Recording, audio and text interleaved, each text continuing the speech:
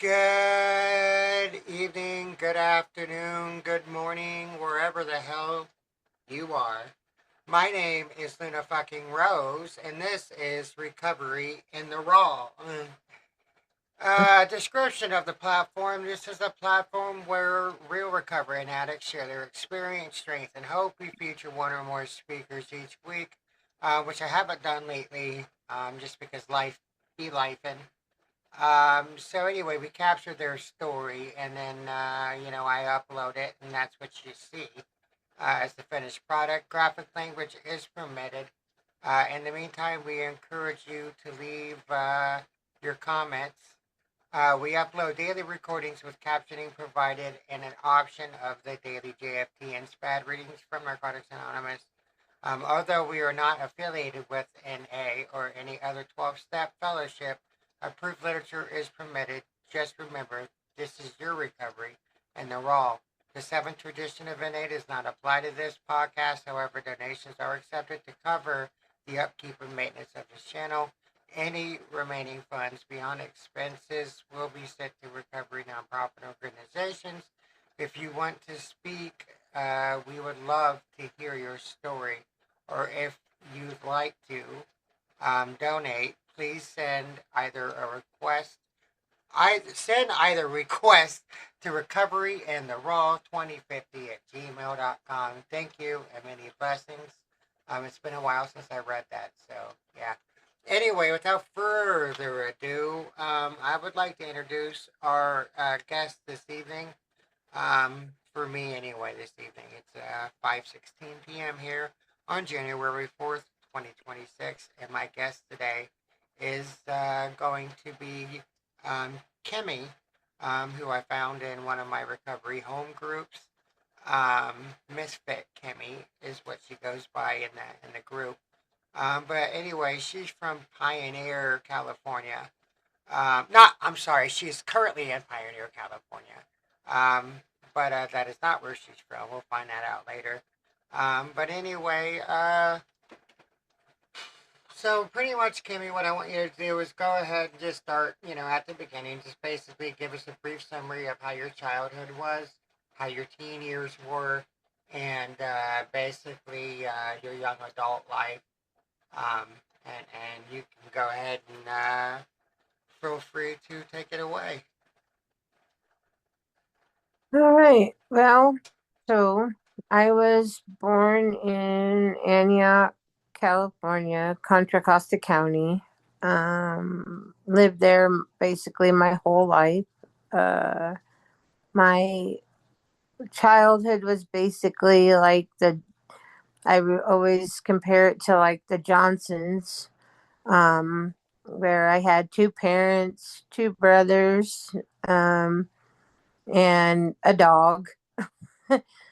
And my dad worked shift work. He worked at a paper mill. My mom was a nurse, and my brothers basically took care of me while they worked.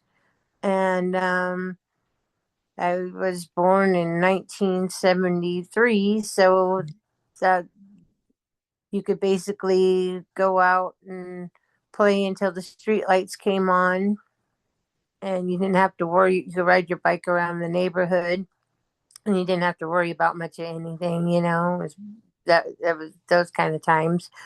I used to ride my bike up to the general store, and there was a 7-Eleven at the top of the hill. I'd push it to the top of the hill, not ride it up there. I mean, I'm not crazy or nothing, but um, and I would get, you know, candy and Slurpees. I mean, that's when candy was only like, some candy was only like 25 cents or like a dollar. Candy bar was like only $1 or something. And uh, then my friend's house was at the bottom of the street she lived on the corner, and I would spend the day at my friend's house, and we just hang out, and we went to the same school. So I mean that was basically my day. I mean, as a kid, um, I spent most of my time outside. I was a typical kid. Went to school, played with my friends, Question: what was your, if I may ask, what was your parents' dynamic with each other? Um, how did they treat each other, Um, and how they I treat mean, you? Most I mean, importantly, too. for the most part, my parents got along. I mean, when my dad wasn't when my dad wasn't drinking, they got along pretty well. I mean, they, you know, um, and my because my dad, um, because my dad worked shift work, we were told not to speak to dad. It was like if dad was asleep, you didn't wake up the bear. Basically, you didn't wake the bear up, and if you did, you got the consequences of him being awake. Because he was always grumpy, and He was a heavy drinker. yeah, he was you wouldn't call they didn't call it an alcoholic back then because it was ignored. But yeah, he was. He would get off mostly when he worked graveyard, not so much when he worked swing or days. But when he worked graveyard, he would go to the local bars. There was quite a few in Antioch that were right close to one another, and you know, he would stay there till he was drunk, and he would drive home. And when he walked into the house, you would hear him because we had a hallway that came in the entryway, and he would bounce, stagger through the hallway. And then it was my brother's room, my room, and then their room was at the other end of the hall.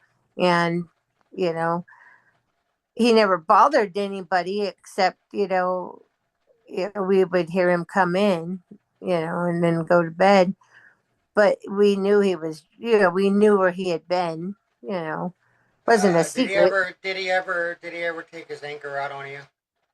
No, Okay, not like so that. But we just knew he was drunk. That's all. seeing your dad like that, how did that impact you as a child? Um. Well, that's just it. I never saw. I mean, I I saw him drink. I never saw him like drunk. I heard him like I said. I heard him stagger in the house. Um, I seen him do occasional like drink when we had parties where because my parents were very socialites. They would have people come over and we'd have like for Fourth of July or like those kind of holidays. And Typical family back then. right. And they'd have people come over and play. They like to play pinochle, so they had a couple that they'd bring over and play pinochle. And I was friends with their kids, and we were always told, "Well, go in a room and play while we play cards." And they were avid pot smokers, so they always smoked pot and So drank. basically, they were good at hiding everything from you. Well, basically, but you can't really hide pot now, can you? I mean, Well, it's yeah. Well, you of know, course. But you know. so my next thing is too. Then is And then, well, about that, real quick, my grandpa gave me a dollhouse, right, or like a a big wooden dollhouse that I could play pretend, pretend in. I had like a fake stove, and I had all the stuff to play house in. And my dad tore it down and built a greenhouse so that he could grow his pot plants. uh, I was kind of pissed about that because my mom's dad is the one who gave it to me, and he had passed away when I was very young. So well, I'm sorry to hear that he passed away at such a young age. yeah, well, I had also lost my dad's dad when he I was like 10 years old. And both of those I didn't get to go to their funeral because I was told I was too young, and they didn't want to subject me to those to those funerals. But the one funeral I did get to go to was my Uncle Frank, who lived in Marin County, and we used to go to family reunions at his house, and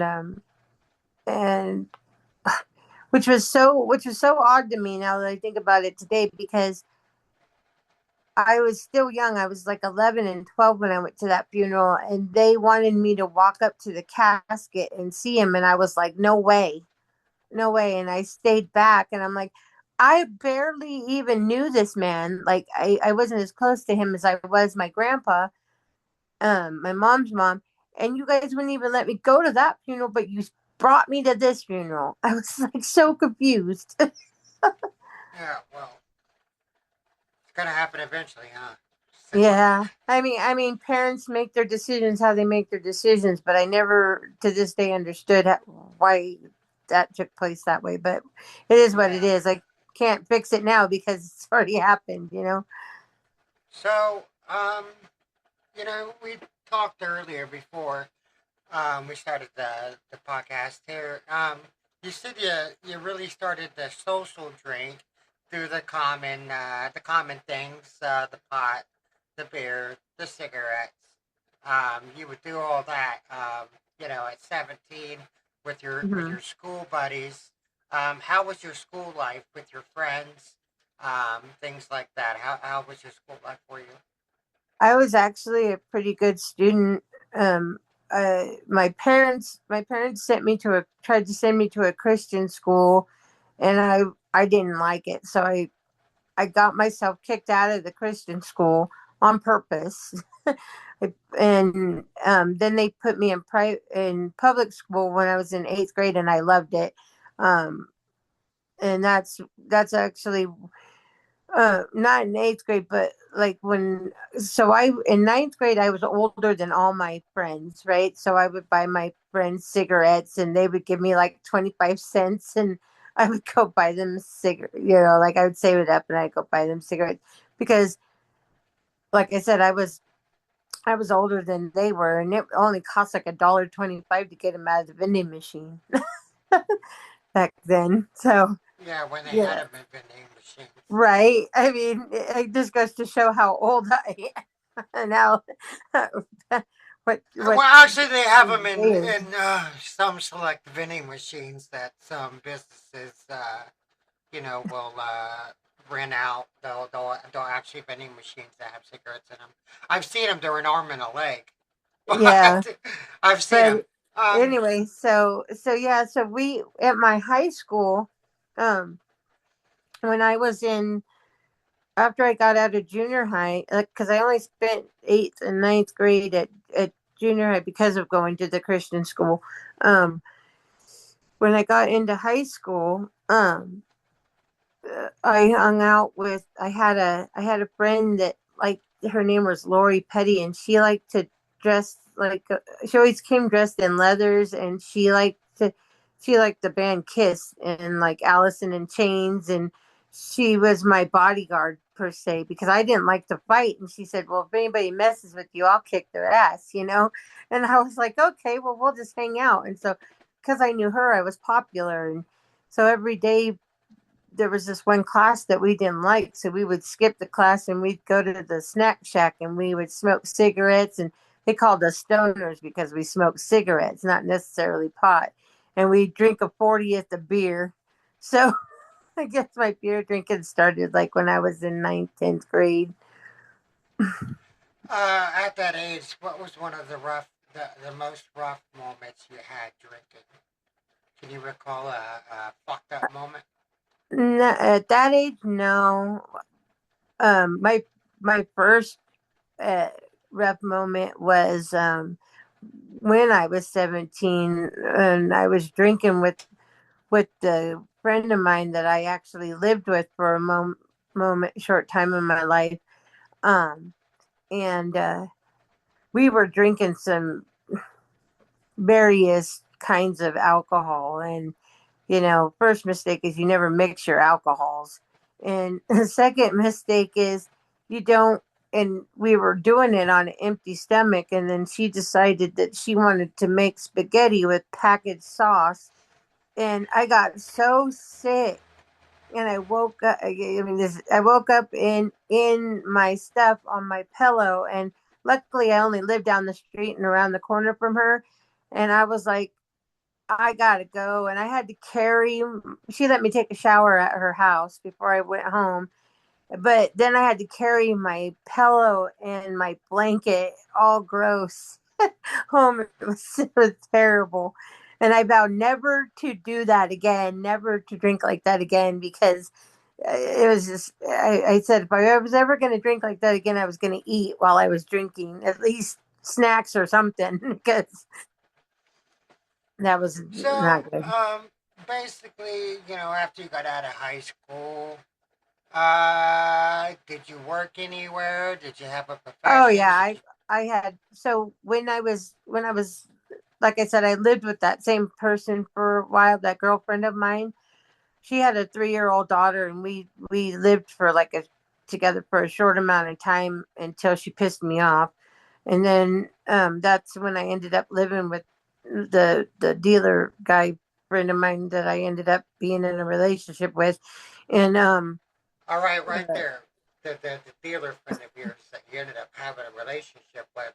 This was the guy that got you started on crack because he was dealing that. right, right. But you were told it was something else when, in all actuality, you Well, now no, realize. I just didn't. I wasn't educated in what it was till like way Recently, later, until I yeah, was already clean and I was yeah. telling my story. So you said you were hooked on it for a month, Yeah. which is a long time to be hooked on anything, really. And how did that affect you, your body, your mental Oh state? my. Oh my Um, gosh. I stayed. So I was able. I so okay. The title I put on it was I was a functioning addict because I he had 2 kids, okay, that were 7 and 8, and I was the one. I was basically the one in the relationship that cleaned the house, kept the house clean, took the kids to school, and made sure all the bills were paid because we both worked. Um, we worked. I worked at Little Caesars, and he was the manager, and I pizza, made the pizza. pizzas. Yeah, and I delivered. But I also had a second job where I worked at a daycare center. I worked for KinderCare, and but they eventually told me that it was a conflict of interest, and they let me go. So So I I do want to emphasize that we know now that there really is no such thing as a functioning addict. We might think we're functioning addicts, but right, eventually you're gonna fuck right. up. You're gonna fuck up. Well, yeah, we know that now, but I'm just saying that's the title I put on it because Right, of course. I was doing all those things, and the only thing that made it obvious that I was on that drug was I was losing weight. Okay, so I had to smoke pot to keep to eat because I wasn't eating, right? And then I was up for like 4 days straight. I wasn't sleeping, and I people knew I was on it because I talked a mile a minute. I was one. I was one of those obvious drug users where if you spoke to me, my eyes got really wide, and I was like, blah, blah, blah, blah, blah, blah, blah, blah, blah, blah, blah, blah, like Jessica, right? So Yeah, and the thing is too is that like um, you may not know it. You don't know it at the time when you're going 100 miles an hour every time you're doing it. Whatever. You don't realize you're really going that fast until you start to come down. And what was one of the hardest moments for you using? Was there anything that stuck well, out see, to you that the funny thing about me using is I found out everything later. Like when I got when so when my parents moved me away and I got clean, I found So out that's what they all, did, right? They moved you away to California. yeah, to their cabin up here where I'm living now, and they and like I said, I slept for 2 weeks. My mom fed me, and I got a job at Walmart. And so when as I got clean, or as you know, I sobered up, I found out things that happened to me when I was down there in my addiction. Like my checks got stolen from me from the guy from the dealer's brother. So I had to end up which my mom helped me out a lot. I had to end up fixing my checking account because he had stolen them from me. I had to go to three different grocery stores to fix my checking account because he had wrote hot check because I didn't realize when I was down there in the moment of my addiction or whatever, you know, if you want to call it. I guess that's what we will call it. And um, that how we always had food because we always had lots of food all the time. Well, I didn't realize it was my money. It was my checks that were buying the food because he was signing his name to my checks. And so Well, until you I know, that's came. what happens when we use. We put ourselves in the midst of people, places, things that we Well, don't you know, like. I had one of those fire safes, and he broke into it with a butter knife and stole my checks. Um, and and so uh you know, and how I found out that he had done that was I went to Walmart and I tried to cash a check, and they had that telecheck process, or they did. And when it came back that my checks were hot, and I was like, "Wow!" I said, "I've never written a hot check in my life." And then it turned out I had to go through all these grocery stores and find out who wrote, and it was him. It was his brother, and I was like, oh my god. Yeah, it's like, oh. And lo and behold, I had my mom to help me, you know, fix all the mess, or else I would have never been able to write a check to this day. I don't use a checking account now, but I can if I want to. I put Well, I don't everything on think the anyone card. who uses much in the way of checks anymore. Right, but I Um, mean, I have that option if I want to now because it's been fixed. right. Well, that's great that it was fixed, and you know, it's another lesson for you that you know when we hang around people like that, you know, we always say that as a society, you become the company you keep. Yeah, and to answer your question, I know you asked a question like, "What was my worst moment in that?" In that, well, I actually there was a couple of incidences where I actually I wasn't one for lying. I was always pretty honest as a kid, right? But I called, so I needed money. I needed $100, and I went to one of my mom's friend's house and I called my mom up and told her I was sick. Okay. And I told her I needed her to send me $100 Western Union. And I never lied to my mom ever. I mean, you do when you're a kid, like about stupid shit, right? Your grades or whatever, or something at school, but never nothing this major, right? And And let's keep in mind that back then, you know, Western Union that was like a wire transfer where they don't need to do that anymore. right, but I was like but I needed it quick, right? And she was like, "Well, what's wrong with you?" And I was like, "Well, I'm sick." And that was the reason I gave because I figured if I told her something tragedy, you know, like severe, she would Of send it like, course. you know. And so she did, and she didn't press the issue, you know. And so what the incident was is I had this guy that the guy that I was in the relationship with, he we had went over this guy that he knew. His name is Scooby, and um, he went he went over and we did a he fronted me some stuff, and this was the first time that we had ever went outside of his stuff, right? And he goes, but if you don't pay me back and I see you on the street, I will kill you. And I was like, and I asked the guy that I was in the relationship with, I said, is he serious? And he goes, yeah, he's serious. If he sees you on the street and you don't pay him, you don't come up with that $100, he will shoot you. And I was like, well, fuck. I was like, I was scared to death. I was like, oh my. I said, we're not doing this again. I was like, That's the world we enter as addicts. A world of lies, a world of deceit. A world of manipulation, and a world of self destruction.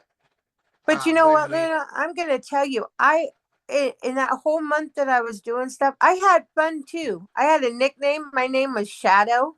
I was playing a role that I wasn't me for a whole month. I wasn't me. I was somebody else. And I'm not Well, gonna that's lie. the problem, right? That's the Yeah, problem. but I had a good time. And that's why when Well, my parents moved me away, I was pissed. I was like, you're taking me away from my friends, you're taking me away from this lifestyle, then I'm well, having there a you good go. That's time. it. You fell in love with the lifestyle, which is what addicts do, Yeah, right? And addicts have a great time until they don't.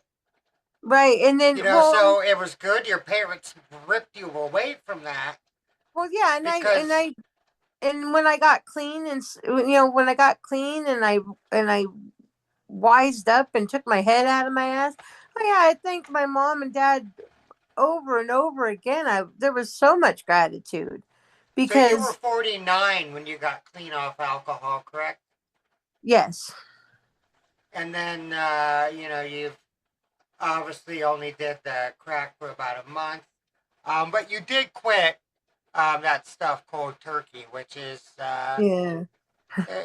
which is It was emotional. There was a lot of emotional because I had to drive. So my dad said, "You get in your car and you drive home." And so I had to say goodbye to my relationship, right, with the guy I was in, and I had to say goodbye to his kids because I had been taking care of his kids for that whole month. So I gained a bond with his kids. Like I was their mom. Basically for a month. And so there was that emotional detachment right there. So all the way home, I was listening to No Doubt, a song by No Doubt, what and song? Don't Speak. Yeah. And I bawled my eyes out all the way home. I could barely drive home. I mean, it's a long fucking drive from Antioch up here. It's like 2 hours, and I cried the whole freaking way. And not only was I crying, but I was pissed because I'm like, because I had been up here prior to I came up with my parents on weekends, so I knew what the area was like that I was coming to. I was like, you're bringing me up to an area where there's nothing to fucking do. I said I'm going to be bored out of my mind, and I'm like, so I was pissed. I was pissed. I was emotionally distraught, and I was like, what the hell am I going to do with my time? I was like, But ultimately, they did you a blessing. oh yeah, they did. And like I said, when I so at the end of the day when I sobered up and got all the shit out of my Let's system. talk about that. When did you find? Let's say you said you find. Um, you found your first A meeting in 2020, correct? Yeah, Tell us about that. How was that for you, and when did you find a sponsor? Can you tell us about that? scary. Scary. It was scary. I Cuz I don't like group settings. Um I walked in, it was at my wellness and recovery center that's up here, you know. It I walked in, and I'm not saying it wasn't. It was, well, they were welcoming. It was small and intimate. Well, Um, let's say this: you didn't like group settings, but you still had to break the ice and a sense of a way to help yourself. So, right. you had So to take yourself out of your comfortability zone. Yeah, so what happened was is there were two ladies. Um One was in a wheelchair and the other one was hosting the or was the secretary. We don't call them hosts here in California, we call them secretaries. And they turned around and welcomed me instantly with a hug, you know, and said, "You're in the right place, come in." And they wanted me, I sat through the meeting. I didn't say a word. I introduced myself, but I didn't say a word. I listened. And then after the meeting was over, they wanted me to come back. And I said, "Well, I don't know. I'm not sure. I'll think about it." But lo and behold, I kept coming back. I kept coming back. I kept coming back. What After a happens when you while, keep coming back, and what happens? what happens? Um, I got, the first couple of times that I came back, I still had that anxiousness about being there, about being in a group setting. Um, but as the more I kept coming to the meetings, the more comfortable I felt. You know, it started to. Today, how does that make you feel? How has that helped you? How have you improved? Okay, let's say right now you're say your clean time for me. What's your My clean time? clean my clean time is 3 years, 11 months, and 9 days. Have you had a sponsor from that point on? Not the same I sponsor, maybe, I but got I got my first I got my first sponsor when I went to a Halloween Howl. And I I actually talked to her grand sponsor and I said, I don't trust anybody. And she goes, "Well," I go, "So how do I get a sponsor?" And she goes, "Well, why don't you go over and talk to Jessica?" She goes, "You trust her, right? You go to the same church as she does." And I said, "Yeah." And I go, "Well, I didn't even think about that." And she goes, "Well, go over and ask her if she'll be your sponsor." And so I did, and Jessica only had at that time she only had five years clean, and um and I only at the time that I got her as my sponsor, I only had a year clean. well, we don't say And only, but you had a year clean. well, I'm sorry, I forgot we're not supposed to say only, but my clean time was a year. Yeah. And so I went and I asked her, and she said yeah. And we I had been with her just until until just a little about what, 2 weeks ago. Oh, just over Christmas. Christmas is when I decided not to have her as a sponsor anymore, and now um, April's my sponsor. So Yeah. from So Utah. yeah. So basically, let's see. What do you hope to continue to get out of your recovery moving forward? Um. Well, I, I mean, that I stay clean, and um. I mean, Are you working the steps? yes, I'm on step 6, Is this your and first time through? yes. What is your experience so far? Um. How has it helped Step you? step a lot. It's helped me realize. I mean, I didn't. So when I was going through step 1, that was like really difficult for me because with my manic depression, I have to pick apart each question because I don't have my mind doesn't process information like everybody else does. And so step 1 took me a really, really long time to get through. And then step 2 was a little bit easier. Step 3 was a lot easier than step 2. Step 4, everybody's kept telling me step 4 was like, "Oh, it's so hard, it's so hard." Well, it wasn't that difficult, It's really not. You know why? Is because we approach with open mindedness, willingness, and honesty. And as long as Yeah, we're which is my honest, favorite spiritual principle. I love that spiritual well, principle. those are the key principles of Yeah. NA: is open mindedness, willingness, and honesty. And as long as we apply those to that step, you know, we have to face ourselves regardless. So it's really not that scary. So you know, I do want people to know that it's not like the end all be all of anything. You know, it's the Well, start of something new. I still had my old sponsor when I went into step 4, and she gave me the resentment chart, and I had some resentments. I had people I resented, you know. So I went through and I did How I did did that the feel writing that out? Or awesome. Oh, that felt so good.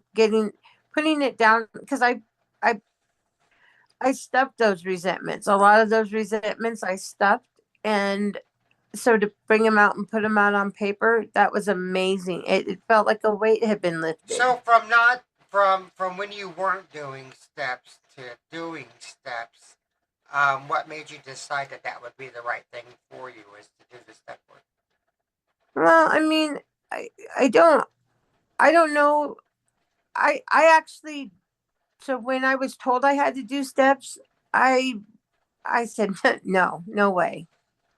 It's I suggested. You don't have to, but it's right. suggested. So I was also told when I came into NA, if somebody tells you to do something, take their suggestions and do what you're told to do. That's going to help you in your recovery. From predecessors, of course, or people you Yeah, and know. that's what I'm talking about from like grand sponsors or sponsors. Do what you're told. If you're not going to do what you're told, then you're not going to want your recovery. Yeah, and wanting your recovery is E- basically peeling back the layers by doing ex- the step work. exactly. So to answer your question, if I want my recovery to be successful, then I need to do the steps. It's not that whether I like doing the steps or not. I need to do the steps for my Now, recovery to be again, a not success. everyone needs to, but it's the fact that you want to for you, Yeah. that you need to for you. And that's great. I too work the steps. I'm on step 4 for the second time. I got to step 8 once, and that's about as far as I went. But you know, I'm gearing up to head all the way. Um, so you know, we're pretty much coming up on the hour, believe it or not. Um, so, you know, is there anything now from your experience at this point, in this moment, from what you've learned in recovery? Is there any message that you would like to tell a newcomer or someone who just maybe diving into recovery for the first time or someone, you know, who just needs to keep coming back? What would you say to them? If you're new to recovery, stick and stay because it works. And listen to what people tell you, and um yeah, get a sponsor and do the steps because they work. They um and one of the things that I'm not doing that I should be doing is reading the literature. I have to dig into the literature because I'm I'm one of those people who only like to read if it interests me.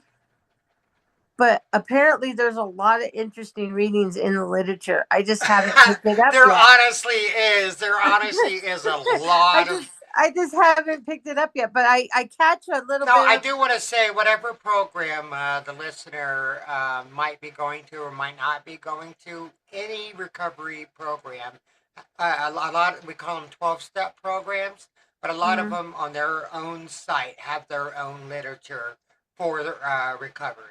So whether it be AA, NA, you know, SS, AA, whatever, Well, see, they all have their. that's the funny thing you say that because okay, so right now the books that I have the green book, the one that has the steps in it. Then I have that hardback How it book works and why. Yeah. yeah, that goes with that, right? I also have the basic text. Then I have the 12 concepts because I asked my my grand sponsor for the 12 concepts because I told her I wanted to start studying those, one at a time. Um, I haven't done that yet, but I do want to start doing that. Um, and then so that's all the literature that I have at this moment. Um, Now, every program happens to have its own, its own literature, its own basic text, but it's all oh wait, I derived do have one more. basic. I was It's a, given when I was given I was asked to join a celebrate recovery uh for at my church when I was driving, but it was AA, it was NAAA based, right? And so their literature was this big old thick ass book that was AA based off of, right?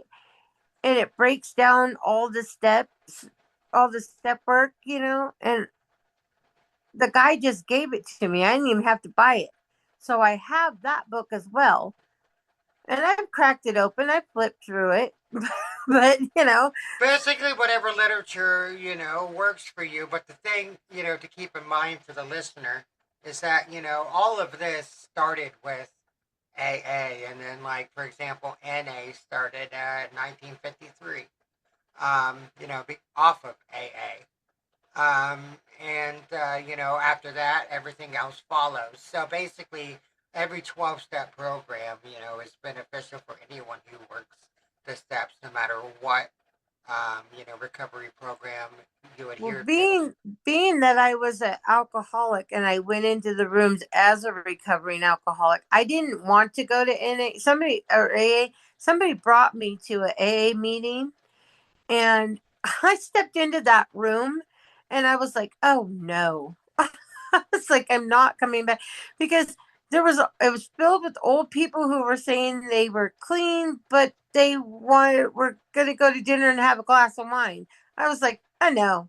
I was, Well, and this is that's that happens anywhere in any organization. Even religion. A person says they're going to church, but they're doing drugs in the bathroom. You know what I right. mean? So I mean, like it's the same shit. So it happens anywhere, and so I just felt really uncomfortable and out of place. And then when I went into the meeting at the wellness center, it was like I could be addicted to anything. It wasn't just being addicted to alcohol, or have it. addiction is a disease. It's Yeah, not. Yeah, but I mean, I could be addicted to shopping. I could be addicted to food. I could be addicted to right. anything, and they were accepting me.